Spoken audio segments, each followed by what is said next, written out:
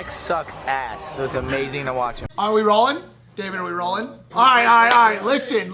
There have been a lot of night shift OGs who have been waiting for this to happen. And as you can tell, we are back in the night shift studio with the night shift sign, with the buttery toast. And no time I've been happier to say, ladies and gentlemen, welcome back to the night shift. You're working late and so are we. It's time to clock in, baby! Yeah! Let's go! How's everybody feeling out there? This is crazy. Horny. Did somebody say horny? What? Some quick housekeeping today. You may or may not know this. As this show airs, roughly 24 hours from its airing, I will be premiering on another television screen, this time bigger and on a national perspective, on a show called Bustedness on MTV with three of my favorite people, one being Tana Mongoose, the pretty felon Jeremy Meeks, and of course, my favorite Paul, Jake Paul. Nice. Yeah. Jake.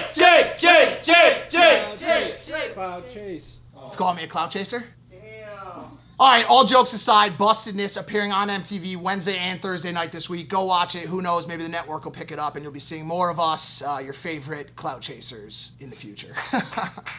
Moving on! As I'm sure many of you know, today is a very, very important day for me as well as the night shift audience, as it is the day that my very first book, The Fifth Vital, is dropping globally. It is available right now as you watch this episode on Amazon at the link that's in the description, so go ahead and pick up The Fifth Vital. It is the work of my life. The book is a journey through a decade-long battle of addiction, mental illness, tragedy, triumph, heartache, and of course, more than anything, it's a story of hope. I thought of a million ways I could present this story to you, ways to give you a sneak peek, and nothing I could think of was more appropriate, more calming, more serene than having the beautiful, the sensual, the remarkable Lana Rhodes read the book to you. So today, Excuse me. You in the back? Do you think it's kind of like fucked up how you're releasing this really heavy book about like drug addiction and then you're like hot as fuck girlfriend? Hey, listen, kid.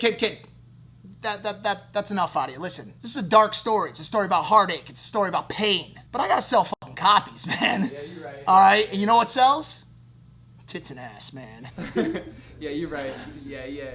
So without further delay, reading you passages from my very first book, The Fifth Vital. It's the beautiful Lana Rhodes. Hey guys, welcome back to the Lana Shift. On today's episode, we're going to be reading some excerpts from my boyfriend's book, because he's a published author. My boyfriend's an author. My boyfriend's a published author. It's called The Fifth Vital by Mike Majlak and Riley J. Ford. Should we get started? From chapter 1. My nose was numb from 24 hours straight of sniffing. So just like the night before, I dug at the scab with a razor. Blood dripped out of my nostrils and down my chin as I scraped the inside of my nasal canal with the rusty blade. Finally, I severed the tissue. It gave way with a tug, releasing a gush of red liquid. Hey, that's nasty. Why'd you do that? I don't get it. There's a lot of things in this book that you're not gonna get. You're just gonna have to trust me and keep reading. My trust grows day by day after that cheating scandal. From chapter 31. My eyes struggled to open. It was New Year's Day 2018. When I finally woke up around 11 a.m., I looked at my iPhone screen. Yo, are you fucking seeing this? Logan is a piece of fucking shit for this. And so are you for being friends with him. Mike, call me immediately. As I read down the never-ending list of texts, my heart dropped to the floor. What the fuck was going on? I opened a text from a girl who Logan had dated previously and who had become close friends of mine. She sent a link to an article from a news website based in New York City. The headline read, Logan Paul posts suicide forest video on YouTube. When I clicked on the link, the video was gone. It had already been taken down, but the damage was done. Yeah, guys, so there's a lot in this book about the aftermath of Tokyo and that beginning time when I first joined Team Maverick as me and Logan were getting to know each other. Really in-depth parts of that story as well in The Fifth Vital. Okay, go on, please. And now we've made it to my favorite portion of the book in chapter 32. By the way, she hasn't read this yet. Are you excited? This is the first time, and it better be super sweet, and it better include 3 words that I love to hear. Does it? I don't think so. In January 2020, I started dating one girl exclusively. Okay, fine, it wasn't just a girl, it was Lana Rhodes. okay, that's me. On my birthday, Logan surprised me by introducing me and Lana for one of his new vlogs. Lana had held the #1 spot on Pornhub for years. Even though she'd retired from porn nearly 3 years earlier, she's now a successful businesswoman and influencer in her own right. I'd initially thought Lana was unattainable. What I discovered upon getting to know her was that she was an incredibly sweet, intelligent, grounded, driven, loyal, and supportive partner. Anything else, babe? Anything to add to that? I think that pretty much said most of it. What do you want me to say to you? That I fucking love you? I love you, okay? Is that what you want to hear? That was so sweet, babe. Well, also it's kind of cringy. Baby, you look like Where's Waldo right now. From the acknowledgements page, and if you're on this, that means Mike really likes you.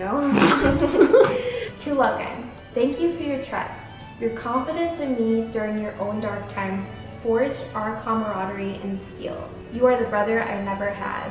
To FaZe Banks, Adam, 22, Bradley Martin, and True Jordy. Maybe it's because you're a little older like me, but you guys made me feel like it was okay to be a YouTuber and still be authentic as fuck.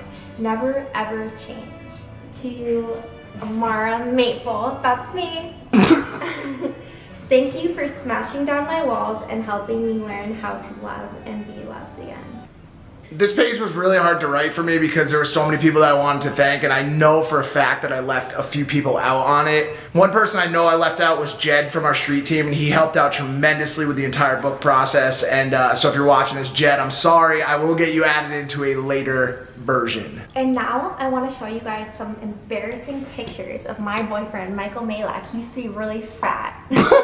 But I think it's important for people who are still in that point in their life to see that it's possible not only to change look-wise, but change your whole life, and these pictures kind of show that. I tell myself every day, you will not give up in the face of adversity.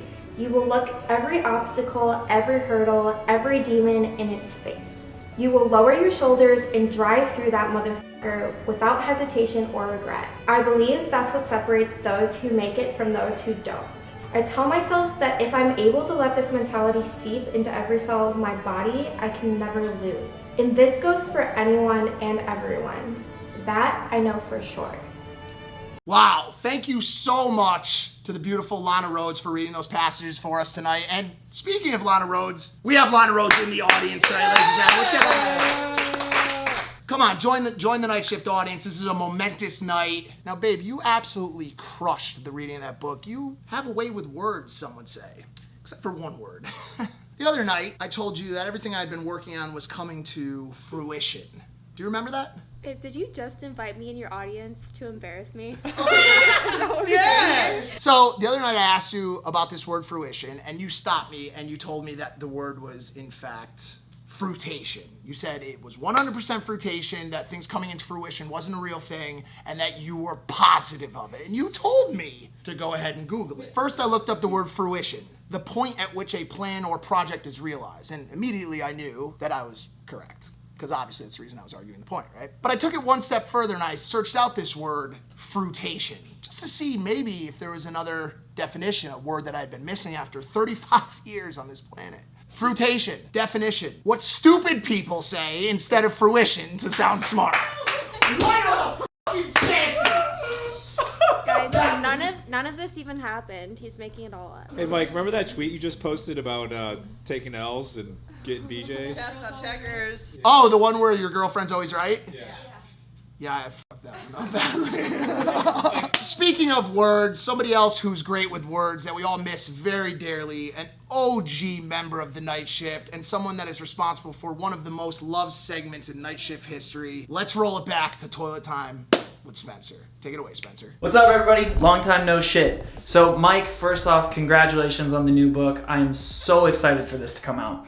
About 7 or 8 months ago, Mike brought me in his room and he showed me the early stages of this book, and I got to read a couple chapters, and it was incredible. If you're looking to overcome adversity, overcome addiction, you gotta get this book, and if you're just looking to become a better version of yourself, get it ASAP. Someone who's looking to overcome some adversity is Elon Musk. His tweets have been a little crazy this past week. His stock fell, I think, by over $14 billion.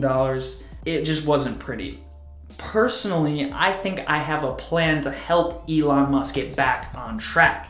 So he tweeted that he thinks that we should be on the moon by now and we should be headed to Mars, and I completely agree. And I've been giving this a lot of thought, and so I actually created a rendering of a moon base that I think is a viable option to colonize the moon. So yeah, let me know what you guys think. I'm gonna send this to Elon.